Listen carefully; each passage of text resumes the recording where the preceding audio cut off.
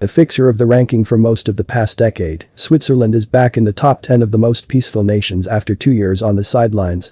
While it is indeed a place with an exceptionally high degree of safety and security in society and a low level of domestic or international conflict, its surprisingly elevated level of militarization, the total army personnel is approximately 240,000 out of a population of a little more than 8 million, keeps this nation from scoring nearer the very top. Switzerland, together with other well-ranked countries such as Norway, Sweden and the Netherlands, has also featured amongst the 10 world's highest weapons exporters per capita in the last 5 years. However, by most other measures, Switzerland remains a stable and prosperous country where linguistic and religious diversity is embraced.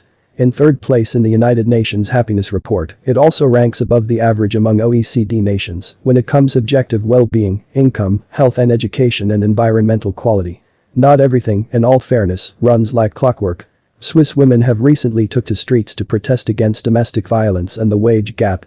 Switzerland, in fact, lags behind a number of other developed countries in workplace equality. Maintaining the 9th spot in the Global Peace Index, Japan is 3 times more densely populated than Europe and 12 times more than the US. Yet it still manages to rank highly for both peace and quality of life. Theft and other felonies, the National Police Agency notes, are so past too.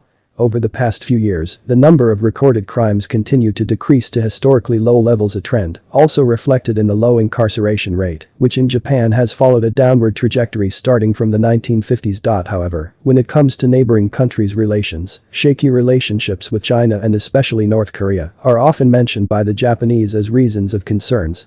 Japan's peace constitution, put in place following the Second World War to prohibit the resurrection of aggressive militarism, was reinterpreted in 2014 to enable collective self-defense, which preceded a restructuring and build-up of the country's military capability.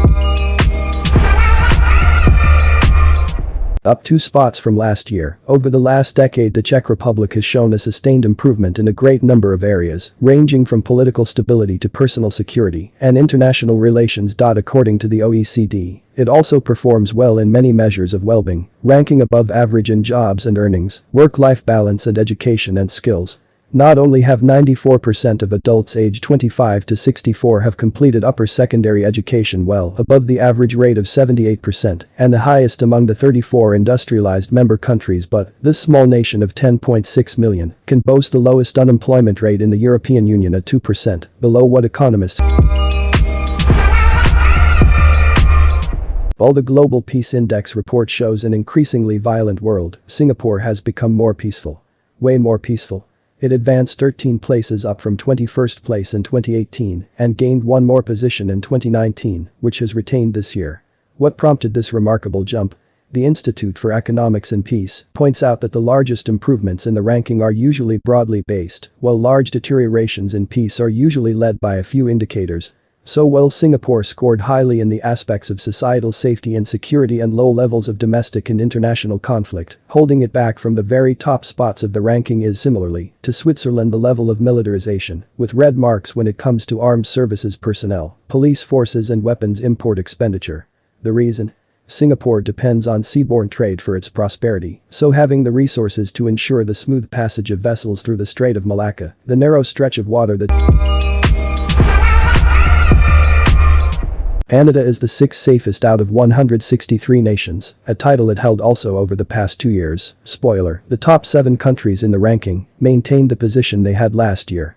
Getting good marks when it comes to factors related to internal conflicts, levels of crime and political stability, the world's 2nd largest country by landmass, while relatively small in terms of population with just 37 million residents, punches above its weight in economic terms. As a top trading nation, it is also one of the richest.